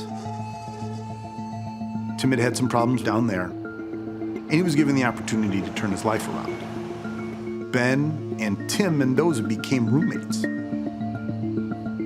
But the Parkers' act of generosity seemingly came with strings attached. Judy's daughter, Christina, had come to the apartment, and she had asked to have a private conversation with Tim. Tim went into the bedroom with her. After Christina left, Tim came out of the bedroom bewildered. He was depressed, he was sad, and he confided in Ben. He said that he was not brought to Indiana to turn his life around. Judy had used her influence on John to bring Tim up here so that Tim could kill John Parker. We've never seen anything like this. This is the stuff that they make up for TV. That's what gave us the first inkling that the family was involved. We confronted Judy with that plot. She said that Tim had seen John be mean to her, grab her by the arm, or call her names, and that Tim offered to kill John for her. She told him not to even think about it. And at the time, she dismissed it because Tim had left to go back to Texas. But Judy didn't mention Tim until we brought Tim up to her. And Judy's story changed throughout the course of our interviews. What we started, it was that she and John were in love and they were successful. Everybody liked him. But the more we talked to her and started asking pointed questions, then it came out that John had a temper and he became less of the saint that she was painting the picture of the very first night. In my 25 years of doing this, I've seen the emotional arc after someone's killed. We watched her and her body language and the things she said, and especially the things that she did when we weren't even in the room. It was a little different.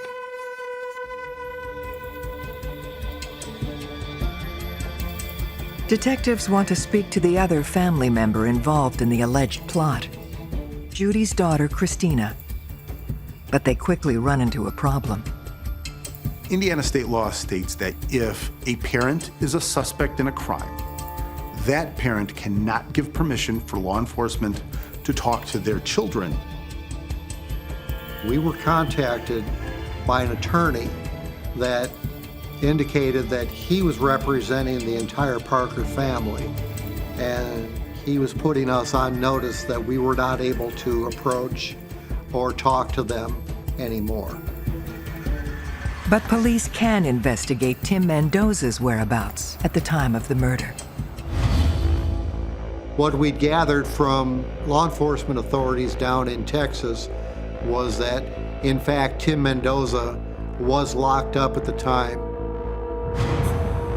and wouldn't have been capable to be the shooter on that Thursday night. As Mendoza is ruled out, detectives receive a curious new lead. We had a phone call from a school resource officer in Crown Point, which is the next town south of us. He told us that he had some information for us. There were two kids called Earl and Kevin. They were residents in a juvenile detention halfway house where they were allowed out if they had jobs in school, kind of reintegrate them into society. They came to the attention of the Crown Point Police Department because Earl was found to have $201 on his person. And one of the rules of the halfway house was you didn't get to have cash. Their story was that they were scamming this kid from school. It was ultimately told to us that they had received that money from Judy's son, Daniel Hicks, to have John Parker killed. Detectives now have 3 new suspects in the murder of John Parker: his stepson Daniel Hicks, and 2 of Daniel's friends, Kevin and Earl. Danny Hicks is the second eldest of Judy's children. He did have his share of run-ins with law enforcement, with school officials. He's a bit of a wild child. We had felt at that time that we had a very large break in the case, that we had discovered a conspiracy to commit this murder. But we still don't have the trigger man that killed John Parker. So we needed to find further evidence, again, to corroborate the story. The same state law that blocked an interview with Christina also bars their way to Danny. Their hope now lies in connecting Kevin and Earl to the murder. When we talked to the individuals at the juvenile center, we were able to confirm that Kevin, in fact, was detained at the facility on the night of the shooting and would not have been involved in that particular homicide. Detectives learned that Kevin's co-conspirator, Earl Dantzler, was already out on the night of the murder and has since vanished. The timeline for us seemed to be similar to that of our homicide, which made us very suspicious. We had put out locates on him. Every person that had a snitch in every town was told to look for him. His picture was passed around. His name was thrown around. Earl was everywhere and nowhere all at the same time. The hunt for Earl does, however, throw up a new lead. We had a gentleman come to the police department and say that he had information that Mike Campion might be involved in the homicide.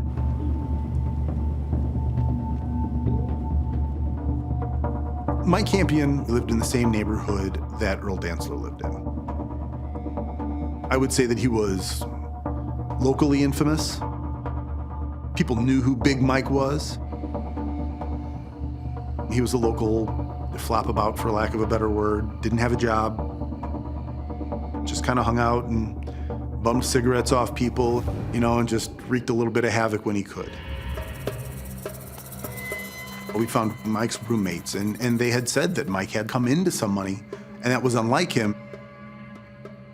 He was buying things, and he was spending money on other people. And again, this led us to believe that he might have been involved. They finally track Campion down. He told us that he had spoken to Earl pretty regularly before and after the homicide. And he alibied himself by saying that he had been arrested in February, but didn't get out till April 20th, which would have been 3 days after the homicide. What we learned by checking the arrest records through the jail was that he had been out since March.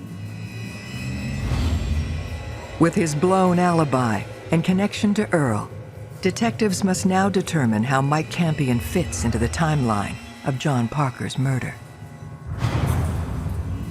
No matter how confident you as a suspect are that you are not going to confess, you should check that belief at the door. My clients always tell me they're not going to talk to the police. But when the police hand me over the disclosure, I see a 2-hour confession. The police will break you down. They've got the skills and they've got the time. His story initially was that he talked to Earl, and Earl told him that he was hired to kill John Parker. He changed that story into, well, I did talk to Earl about it, and then I went there in the car with him. So we pushed him on some details. Then he admitted to hiding behind the dumpster with Earl when Earl ran out to go shoot John. He had a voice stress test where he was found to not be truthful. So then we really pressed him on his involvement. During the middle of the conversation, he put his shoulders down and his head back and he said, I want to tell you guys this one thing, but if I tell you this one thing, I know I'm going to prison. At which point, Don and I exchanged a bit of a look, and we said, go ahead and tell us. So then he tells us that it wasn't Earl that ran up and shot John Parker, but that it was him. We asked him to show us how you approached him. Show us where you shot him.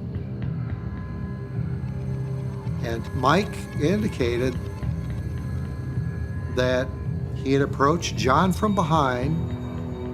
He had shot him in the head, and that he left the area. So we get the confession. All this work, all these people that we'd looked at, and we had someone that actually admitted to being the trigger man. At that point, there's a certain amount of elation. I made the decision to detain him and incarcerate him at the Lake County Jail. But you can't just go to court with someone's confession. Anybody's statement can get thrown out at any time. A crime as big as homicide and murder, you have to be able to corroborate the story and prove that it's true.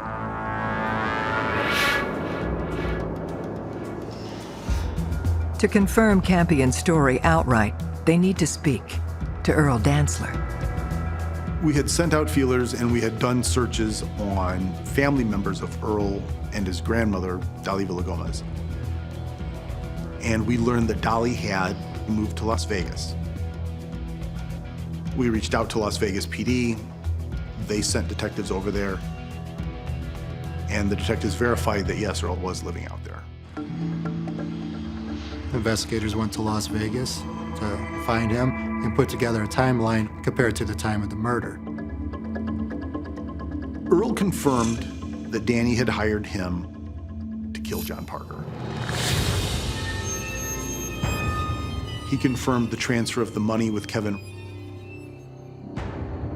But he said that he and Kevin put this plan together that they were going to take this money and there was nobody to report this to.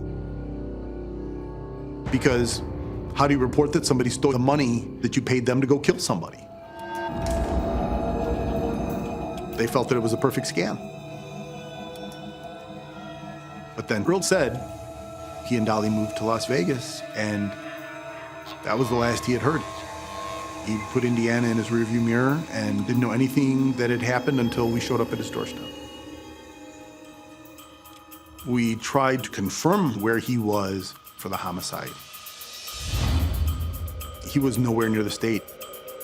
He was 1,800 miles away, and there was no way that logistically we could put him in the timeline of events that led to the murder of John Parker. This throws Mike Campion's involvement into question. The largest hurdle that we had with Mike Campion's story were his repeated conversations with Earl Dantzler. I saw Earl at the store. I saw Earl walking down the street. He told me how to make some money. Earl was in Las Vegas the whole time. He was never here. That was too big of a hole in his story for us to consider Mike Campion a viable suspect. I don't know what his thought process was, but we came to believe that he would rather be infamous than nobody. So he put out there that he was the one that pulled the trigger. It was a great story to tell. I've read about him, and you hear stories about false confessions. I had never had one. Looking back after that interview, that was a false confession. It was frustrating. It was. But by this time in our investigation, frustration was a daily occurrence. Every day it was beating our head against the wall, just trying to make a little bit of progress. Our suspect pool in this case was so large, we found it beneficial to just start eliminating people that it couldn't have been. And eventually it came down to Judy, Danny, and Christina.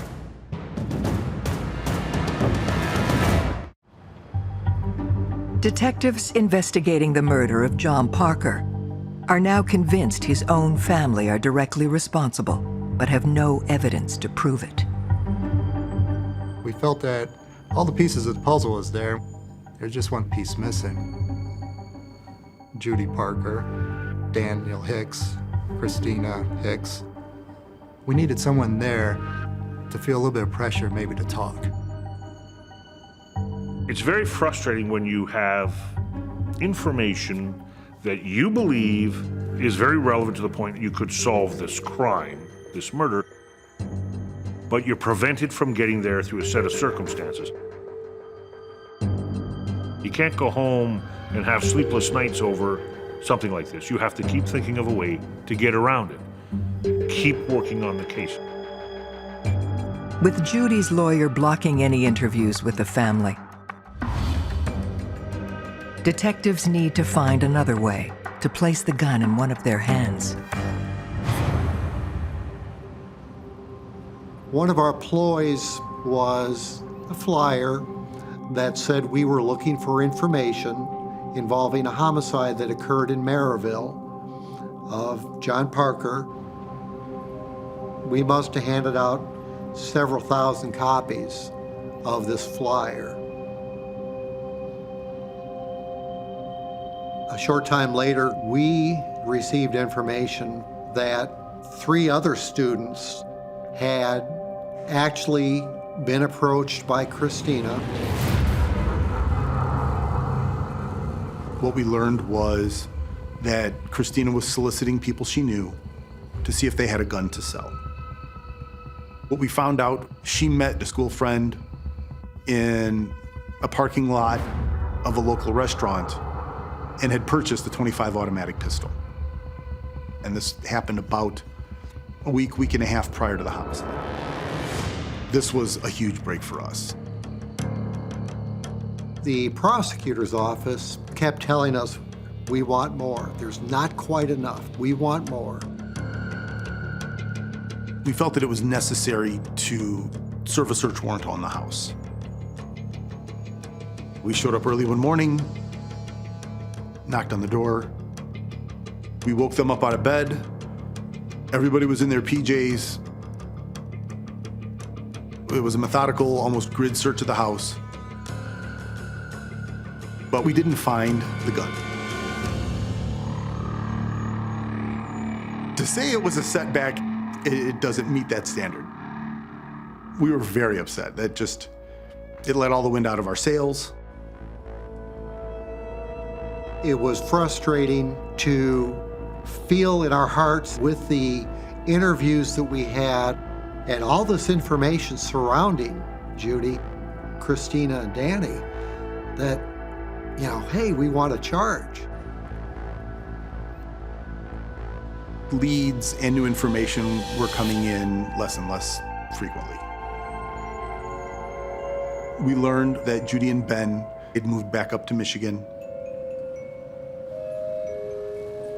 Danny had moved out to Arizona, and Christina had gotten married and was living locally. We felt that we were so close that it could be solved, but we just needed somebody to break. You just have to keep chipping away at it, and hopefully something will break loose. In February 2006, 3 years after the murder, detectives get an unexpected break from an unlikely source. Christina's husband, Eric, had some run-ins with the law, drug-related. So we picked him up, brought him to the station. I started leading into if Christina had ever talked to him or spoke to him about the murder of her stepfather, and he said she has. He didn't know a whole lot of great detail, but I gave Eric enough information in the interview to let him know that we knew what had happened. In his mind, he thought, oh, they're all caught. They're done. We asked him, I said, are you willing to go in and speak with Christine? He said, I'm willing to do anything to get out of this trouble for this drug warrant. He gets in his truck and he drove home. We followed behind. He goes up and started speaking with her. And he's telling her, you gotta speak to Detective Rice. He's a nice guy. He knows that you're involved. He knows that their mom's involved. You need to go in and talk to him. And she starts crying. She goes, okay, I'm ready. I want to go in and talk to him. I do. Detectives have finally broken through to one of the conspirators in the murder of John Parker, his stepdaughter, Christina. She told us Judy planned this out and sold everyone on this plan. Judy had a game plan for her riches. She had a game plan for how she was going to get it. Christina admits that John was killed for his $1 million life insurance policy. Judy was able to convince everyone that once the insurance paid out, she was going to take care of everyone. And Judy kept telling them, we'll all get basically a piece of the pie. She didn't care about anything but that money. During the interview with Christina, she gave detail how her mother gave her money to go purchase the gun that actually was used to kill John Parker. And she said that Danny was the person that shot and killed John. And Judy forced him to do this. It was disturbing to know that Judy was setting up her own children to kill her husband because she couldn't find anybody else to do it. When we approached Danny out in Arizona, I made the statement to him that, you remember me, I'm Detective Toth from Maryville. We just talked to Christina yesterday, and she gave us everything. And I think it's time for you to come clean and talk to us about why it happened. And at that point in time, he started crying and said, yeah, I'll tell you everything. Danny was just overwhelmed with the stress and the emotion that he'd been holding in for all these years. And he admitted that it was him. Christina and Danny's confessions, along with a detailed timeline, give detectives a clear picture of John Parker's final hours. John spent most of the day with his brother. That night, probably at 6:30 or 7 o'clock, John and Judy had gone out to dinner. They dined at a local restaurant. Before they left the restaurant, Judy had made a phone call to home and spoke to Christina. Judy called home because Danny needed a head start. He needed to be at the business waiting for John. Christina gives Danny the keys to her car. He's not even old enough to drive. Takes her car, drives it all the way into Maryville, parks at a local business, and walks up and hides behind a dumpster. At approximately 9 to 9:15, John and Judy traveled to the office. They went in, spoke to the manager, and came out. Danny walked up behind John.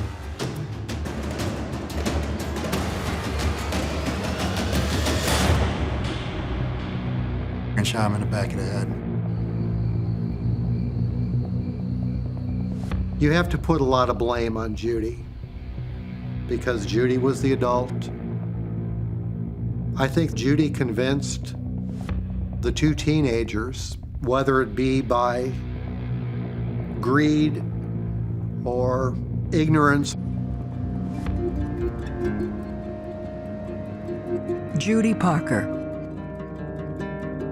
Daniel Hicks, and Christina Hicks are arrested and charged with murder. Christina got assisting of criminal charges, and she got the least sentence. Danny got sentenced to 23 years, and Judy got 33 years for orchestrating the actual homicide itself. It is a tragedy.